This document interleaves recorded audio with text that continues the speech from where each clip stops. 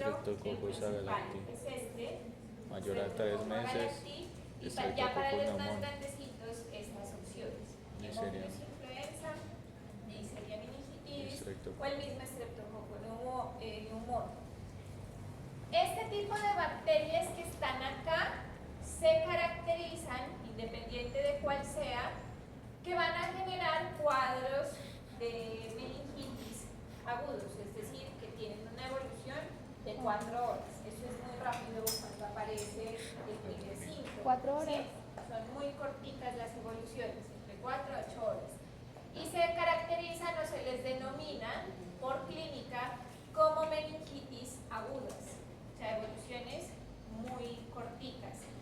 Por otra vía tenemos las que son más, tienen evoluciones incluso de años, de más de 30 años de evolución, como por ejemplo la meningitis o neurosífilis, que tiene una evolución de la sífilis con su historia natural, entonces 20 primero años. fue sífilis primaria, Secundaria, neurosífilis. Terciaria. como complicación la Neurosífilis. terciaria o neurosífilis, complicaciones de infecciones por tuberculosis, o sea, las Extrapulmonar. tuberculosas, extrapulmonar, va a tomar un poquito más de tiempo, y lo mismo pasa para toxoplasma gondii y esta patología que se denomina neurocisticercosis, causada por la ingesta de huevos de Taenia solido, solamente De la vaca. Taenia solido, o sea, El el cerdo. cerdo, no es la vaca, ¿sí? Y en el caso de hongos, que también Neurocisticercosis. tienden a tener evoluciones más largas, Neurocisticercosis. ya dijimos Cryptococcus neoformans y Histoplasma. ¿Dónde dice eso? Parásitos. Toxoplasma Ah, gondii no lo y había visto. neurocisticercosis. ¿Y las agudas son en cuánto tiempo?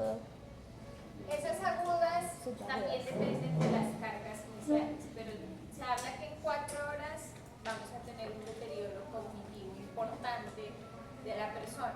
Lo mismo para estos virus, que también aquí entran los enterovirus diferentes al poliovirus. Ya dijimos estos Epstein-Barr. herpes 1 y 2, y estos son herpes Mazamorrito. de la familia. Citomegalovirus. Epstein-Barr y citomegalovirus. Entonces ahora vamos a revisar algunos de los patógenos principalmente asociados a las alteraciones subagudas, es decir, las que se demoran un poquito más. Entonces, para comenzar, es importante recordar que cuando nosotros hablamos de las espiroquetas, en la familia de las espiroquetas está el treponema pálido, agente etiológico de la sífilis, ¿sí? Y ellos tienen una característica, y es que son tan pequeñitos que no se pueden ver a través del microscopio, ni con tinciones, Parece la clave. ni nada.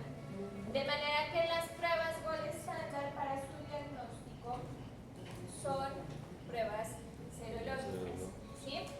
En este caso, entonces, tenemos dos opciones de neurosífilis o de sífilis terciaria, agente etiológico treponema pálido, en donde puede darse incluso como una infección temprana, es decir, después de algunos meses de exposición. Usualmente en estos casos se hablan de deficiencias en la respuesta inmunológica. Habíamos dicho que particularmente en cómo el complemento tiene capacidad de responder frente a este tipo de bacteria, trayendo como consecuencias en pocos meses este tipo de complicaciones. Se le llama neurosífilis temprana. Y la que normalmente dentro de la historia natural de la enfermedad tarda hasta 3 décadas en aparecer, se llama neurosífilis tardía. Entonces se va a caracterizar por esa disminución de la capacidad de memoria, la capacidad motora, la marcha, se ven muy afectadas, delirio, manías, confusión, demencia como tal en esas personas. ¿Listo? También reciben esos nombres de tabes sifilítica o dorsalis por la característica de la clínica que vamos a encontrar. En este caso, entonces, otra vez, no es lo mismo hacer el diagnóstico a la sífilis primaria o secundaria, en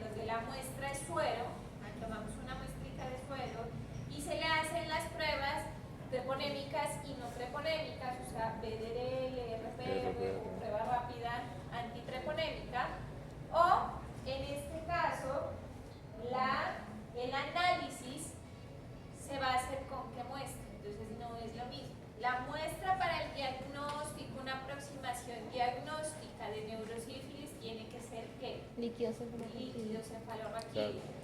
Sin embargo, si ustedes se acuerdan del semestre pasado, nosotros habíamos dicho que estas pruebas no treponémicas son una precipitación De proteínas. No es una reacción antígeno-anticuerpo, sino que hay una precipitación de estas estructuras, de estas, sí son anticuerpos, pero Cardiolipina. precipitan fragmentos de células, cardiolipinas, leptinas y colesterol, porque la bacteria, si se acuerdan, rompe Hacia la derecha. Las muchos membranas. fragmentos, ¿sí?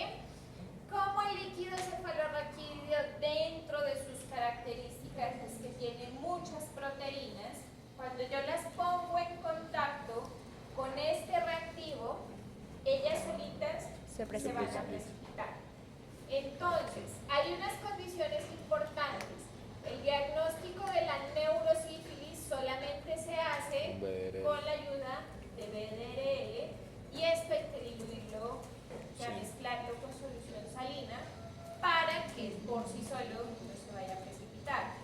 No puedo emplear el RPR, que es este macroscópico, No. para un diagnóstico De neurosífilis. líquido cefalorraquídeo, porque por sí solito va falsamente a precipitarse, ¿sí? Entonces, ¿cómo se hace únicamente el diagnóstico de la neurosífilis? BDRL. Por BDRL, por nada más. Se pueden apoyar de pruebas treponémicas, sí, pero acuérdense que la titulación siempre se la va a dar BDRL. ¿Y qué consiste eso? En generar Diluyendo. diluciones y ver hasta qué punto se genera ese precipitado. Una en 8. Bueno, en este caso, entonces, la otra opción que tenemos de alteración a nivel cerebral. Entonces, si les queda claro, para hacer el diagnóstico de una neurosífilis, la muestra es líquido cefalorraquídeo Sara, y a ese le harán solamente un BDRL. ¿sí? En el caso de la toxoplasmosis, por ahí mismo.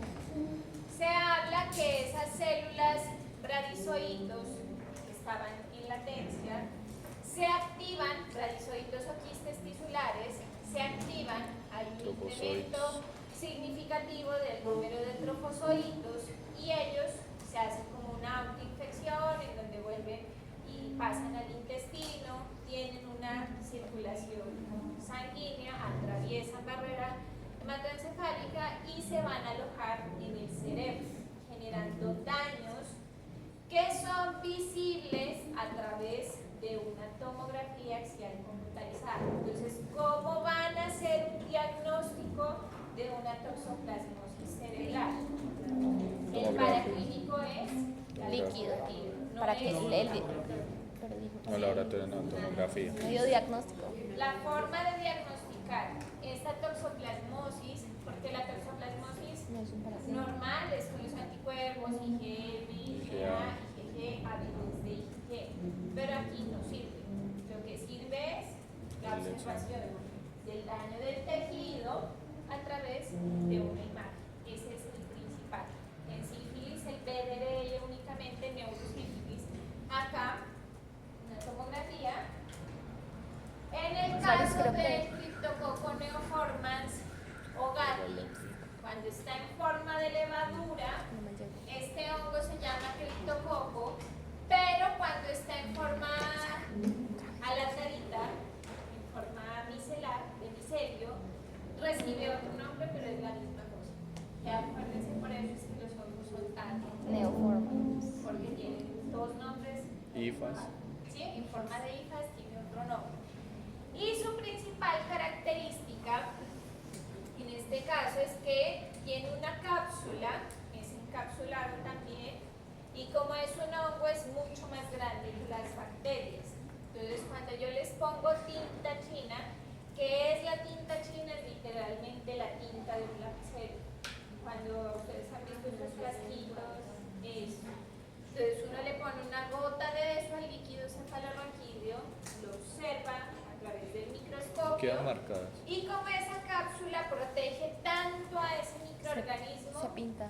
todo se colorea menos ellos. Uy. Entonces, eso es lo que busca la prueba de tinta china. observar a los hongos Hongos. protegidos Por la una cápsula. estructura tipo cápsula. Acuérdense que esto es un hongo que en teoría, aunque hablamos de personas inmunosuprimidas, se asocian mucho a una exposición laboral. O sea, estas infecciones fúngicas tienen esa connotación de ser muy laborales. Usualmente de las personas que están expuestas a heces de palomas o que manejan tierra y madera. Son los que principalmente se van a ver expuestos a estas infecciones. Todo se pinta menos los hongos. Pues sí. O- El hongo La no. cápsula que O sea, protege el por hongo. ejemplo, este es el criptococo, porque la capsulita que tiene lo protege. Entonces todo se va a poner oscuro menos los Ah, hongos. ya, ya. Y eso es lo que les va a dar el reporte de una clínica en sí. Entonces, ¿por qué es importante que ustedes tengan presente el significado de la tinta china? Porque en el reporte de líquido cefalorraquídeo aparece tinta china negativo o tinta china positivo. No les dicen criptococo neoformes, ¿me entienden? Entonces, ¿quién debe entender que una tinta china Nosotros. les está hablando de un hongo? Ustedes. Nosotros. Sí, y en ese caso, Criptos. ordenar pruebas adicionales que busquen el aislamiento del hongo si se puede, porque este hongo es muy patógeno, o sea, no es tan fácil que el laboratorio diga sí, yo lo hice. No, a veces no se puede por la infraestructura del laboratorio. Y lo más válido en este caso, esa tinta china hay que confirmarla, o sea, solamente dice positivo o negativo. Pero ustedes están en la obligación de identificar si definitivamente está bien. Porque si, por ejemplo, una burbujita de aire quedó ahí y el bacteriólogo no es muy experto en lo que está viendo, le dice tinta china positivo. Y entonces van a iniciar un manejo antifúngico con las consecuencias que tiene. Sus antifúngicos son muy tóxicos. La polimicina B, mejor dicho, es terrible porque derrite todo, ¿verdad? Ella es muy agresiva. Cualquier Entonces hay que antibiótico. tener la seguridad Anfotericina. de saber si inician o no. Suaves. En este caso, lo más válido para el criptococo, la confirmación de la tinta china, va a ser pruebas de terminaciones de antígenos y anticuerpos. ¿Por qué? No todos los laboratorios se le miden hacer esos cultivos. Obviamente, sí existe la posibilidad de Profe, entonces aislarlo mucho mejor. Entonces no se sabría el tipo de hongo, simplemente positivo o negativo. Ya. Por tinta china, Por tinta solo china. positivo, Tocaría entonces cultivar. negativo. Ustedes tienen la opción, o lo cultivan O iniciar. tanto para criptococo como para histoplasma. Miren que la probabilidad que ustedes lo vean en el líquido cefalorraquídeo es entre el 62 al 85. Alto. Pero cuando usan pruebas de anticuerpos, la probabilidad se va hasta el 100, ¿sí? Entonces la idea es siempre hacer Las juntos esas opciones. Entonces, así como dijimos, para sífilis, vamos, neurosífilis, vamos a necesitar Bedrel. BDRL, Líquido fluido cefalorraquídeo. solamente. Para toxoplasma, la tomografía. Tomografía Para computarizada. el criptococo y el Tinta histoplasma china. vamos a necesitar. La tinta china solo es para el criptococo. antígeno. Y eso lo vamos a confirmar con Antígeno. pruebas de antígenos y anticuerpos. Si se puede que el laboratorio los cultive, mucho mejor. ¿Listo? Este caso de histoplasma, que es el otro hongo, histoplasma capsulatum, que también tiene otro nombre, o sea, aquí es levadura Y arriba y hay aquí más. está IFA, son el mismo hongo pero tienen nombres diferentes. Este es histoplasma y este es Ayelomices, que es lo mismo, pero Ayelomices. ¿sí o no? Ah, perfecto. Tiene una característica. Ayelomices y FAS. Ayelomices IFAS. está con IFAS y solo levadurita. Isoplasma capsulatum. Histoplasma capsulatum, ¿sí? También tiene esa connotación de ser un hongo, una micosis cistosis ocupacional, sobre todo para las personas que les gusta escalar, por ejemplo, Arriba. que van y se meten a una cueva, por ejemplo, Ah, yo estuve en la prueba. porque esto está en las Sin H. heces de los murciélagos. No. Entonces, cuando se Agelomis. está en esos Ese es ambientes agelomis. donde ellos están Es. con esas esporas, hay Agelomis. posibilidad Ah, de ya. ingresen por vías Y de abajo respiratorias, empieza. se convierte en algo sistémico que termine, en el caso de El otro alguien es con inmunocompromiso, histoplasma. generando una Histoplasma con Saractum. Cápsula. En este caso, entonces, se habla de diferentes elementos para desarrollar este tipo de infecciones sin factor de riesgo. O sea, alguien Todo eso. inmunocompetente, Ese sería NIFAS. lo vamos a Así que eliminar, hijas. no debería Y pasar nada. ese. Si hay una exposición Ah, alta no es a con muchas H. esporas, se supone que lo más complicado va a ser la Es que es. histoplasmosis Los causas. pulmonar. Pero cuando hablamos de personas que ya tienen de base alguna inmunosupresión, se habla de histoplasmosis diseminada Y abajo es progresiva. pseudomicelos. También cuando hay defectos de esos pacientes que los convierten en inmunosuprimidos, pulmonar crónica, es decir, que por más manejo que se den, persiste y persiste y persiste. Y también tenemos la opción de la meningitis. En los pacientes con Inmunosupresión. VIH, se supone que entre el 5 al 10% van a, o de manera oportunista, desarrollar esta infección. Y ya cuando hablamos de fase SIDA, la muerte de un paciente fase SIDA, en un 10% de la probabilidad es que la cause histoplasma capsular. ¿Sí? Esa es una opción.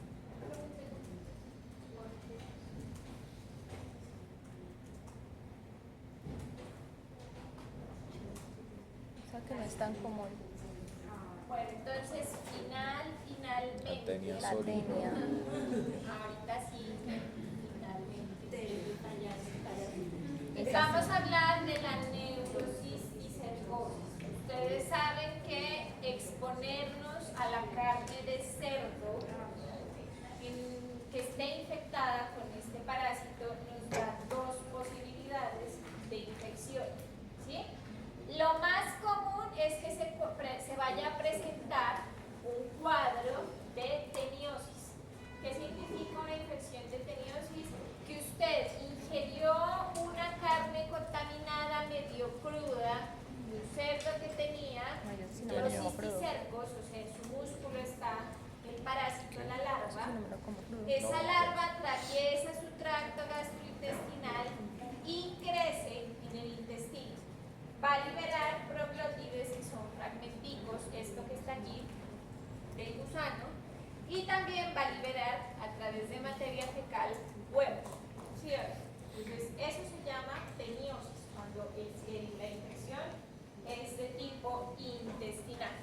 Sin embargo, si adicionalmente a esa infección, usted como un adulto, como un ser humano, la neurocisticercosis, o sea, la teniosis, se presenta en varias especies.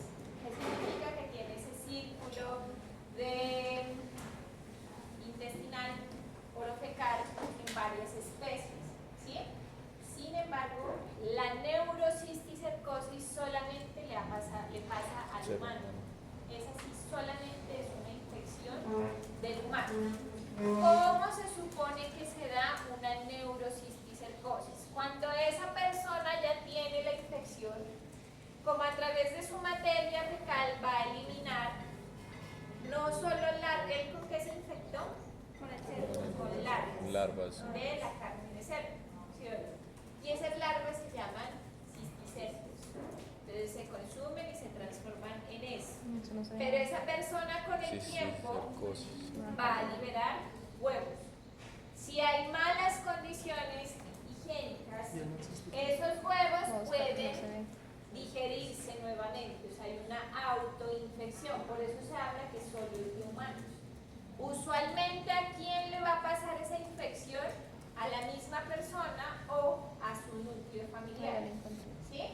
Y esos huevos entonces tienen otra característica, y es que migran otra vez, superan, o gracias a la acción del ácido clorhídrico y todas esas sustancias estomacales, se y tienen una, o evolucionan a una partecita adicional, a una tipo de larva protegida que se llama oncosfera, ¿sí? Y esa oncosfera tiene la capacidad de adherirse en el intestino delgado, atravesarlo y pasar a circulación sanguínea. O sea, ella se adhiere muy bien en la medida en que va pasando. Como está en circulación sanguínea, atraviesa la barrera hematoencefálica y se aloja en el cerebro. Entonces comienza a crecer y a reproducirse de manera sexual. Entonces, en este caso, nosotros hemos dicho que casi siempre vamos como hospedadores intermediarios, pero en este caso el mismo ser humano pasa a ser un hospedador definitivo del parásito, solamente cuando hablamos de la neurocisticercosis, ¿sí? Entonces, estas larvas comienzan su reproducción en el cerebro y hablamos de unas meningitis que toman años de evolución. Entonces, por ejemplo, un niño que creció con diagnóstico de epilepsia. Entonces, comienza, por ejemplo, lo más común, a presentar cuadros epilépticos, reciben los manejos para la epilepsia, pero resulta que no era, o sea, esa epilepsia se presenta como consecuencia del crecimiento de esos cisticercos en el cerebro, de su reproducción. Y también habíamos dicho en algún momento que otro de los diagnósticos diferenciales es el consumo de sustancias psicoactivas. Son personas que tienen variaciones en su comportamiento. O sea, parece que estuvieran drogados, ¿sí? Principal manera de diagnosticar teniosis es ¿cuál? Un TAC. Teniosis. No, teniosis. Solo la teniosis. Por los Observar quistes. los huevos en la materia fecal a través de un coprológico o cardiocast. ¿Sí o no? Pero la principal forma de diagnosticar la neurocisticercosis Ah, con la es tomografía computarizada de los cisticercos a través de una imagen, una tomografía. Entonces vean que es el mismo agente infeccioso causando dos cosas diferentes. En este segundo momento, o sea, lo mismo que le pasó al cerdito, que esas formas se fueron a sus músculos, también le pasa al humano. Pero esa oncosfera sigue en circulación, hasta llegar al cerebro. Y se transforma o se desarrolla la neurocisticercosis. Solamente pasa con tenia solium, no con tenia saginata, que es la tenia de las vacas. Entonces, ¿estamos claros hasta ahí? Sí. ¿Preguntas? No. ¿Quejas? ¿Reclamos? Carreira, las epilepsias que le darían a prensa los niños, ¿son recurrentes o...? No, la evolución es muy incierta en este caso, por eso a veces se demora tanto tiempo en diagnosticar. Y usualmente a los pacientes epilépticos, dependiendo de cómo esté lo de las EPS y esto, les hacen o no las tomografías. Particular. Entonces, cada vez está más Que tener complicado, plática. casi no les hacen. Entonces, eso que nos lleva a que se hagan malos Hay que tener diagnósticos plática, durante mucho tiempo. Esto es lo que Los pobres van a morir. tener diferencia. Ay, mentira. Mentiri. Bueno, entonces, muchachos, tenemos la próxima semana el Pausa. laboratorio en Alcázar sobre las pruebas